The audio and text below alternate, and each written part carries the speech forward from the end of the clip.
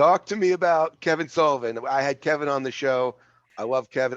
He's like you. I could listen to you read the phone book. You're fascinating.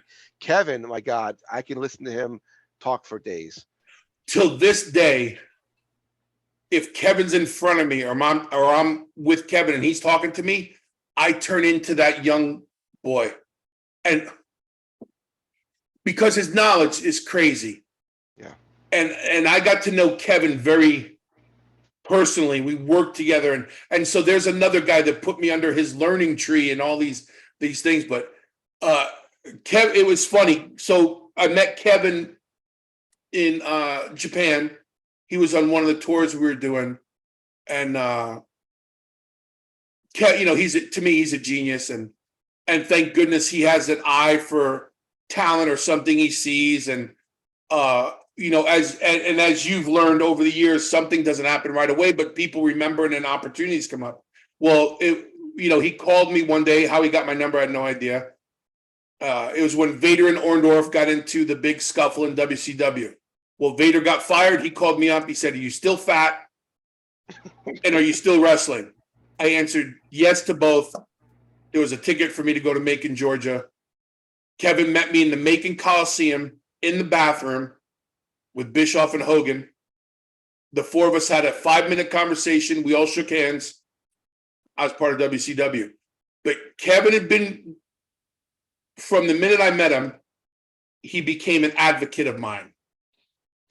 And another guy who showed me the way, got me through a lot of things, the learning curve in WCW and dealing with, the bigger companies now and things like that. But I could sit and listen to Kevin all day long. I'm still a fan of him as a person and in the business. So I could listen to read the phone book, but he's always, and he's the guy. He was like the football coach that we used to hit you over the head with the whistle or make it ring in your head. He had no bones about telling me when I was screwing up, when I wasn't doing what he wanted me to do or what expectations were. And then Kevin was one of those guys who instilled in me, when I tell you to beat on someone, I want you to beat on them. Learn to be physical on TV now, right? So it's different.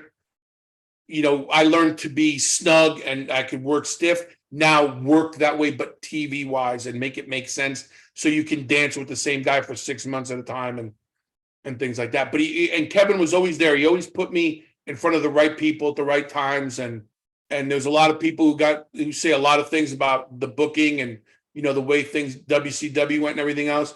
I say it now. I say it all the time. He always had my best interest at heart.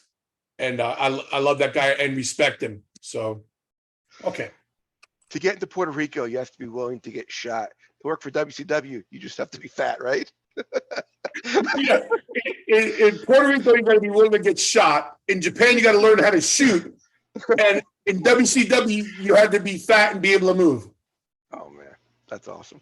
And then you get to WWF, and you had to lose weight and be able to still do all those things.